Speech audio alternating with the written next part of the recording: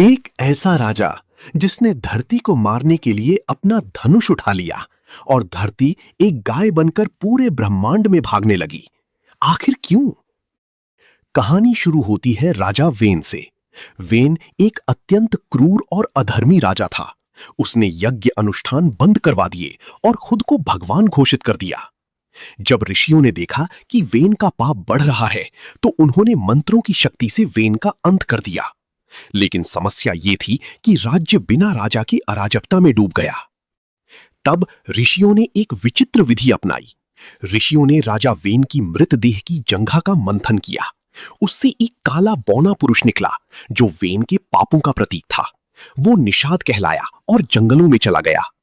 इसके बाद ऋषियों ने वेन की दाहिनी भुजा का मंथन किया। इस बार शरीर से एक अत्यंत तेजस्वी पुरुष और एक सुंदर स्त्री प्रकट हुए। वो पुरुष भगवान विष्णु के अंश पृथु थे और स्त्री लक्ष्मी की अंश अर्ची थी। राजा पृथु के शासन संभालते ही उनके सामने एक बड़ी समस्या आई। अकाल पड़ गया, वनस्पतियां लुप्त हो गईं और लोग भूख से मरने लगे।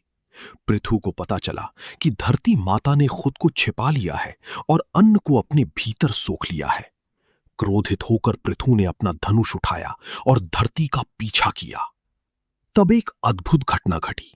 राजा के क्रोध से बचने के लिए धरती ने एक गाय का रूप धारण किया और ब्रह्मांड में भागने लगी। अंततः पृथु ने उन्हें पकड़ लिया। गाय रूपी धरती ने कहा, हे राजन, यदि आप मुझे मार देंगे तो आपकी प्रजा कहां रहेगी? मैंने अन्न इसलिए छिपाया क्योंकि अधर्मी लोग उसका दुरुपयोग कर रहे थे। पृथु ने तब धरती को अपनी पुत्री के रूप में स्वीकार किया और उसे दोहा।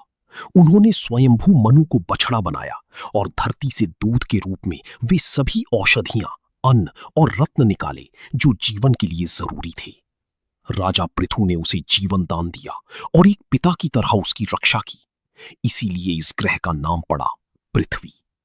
उन्होंने हमें सिखाया कि प्रकृति को नष्ट मत करो, उसे एक गाय की तरह पोषण दो, तभी वो हमें जीवन देगी।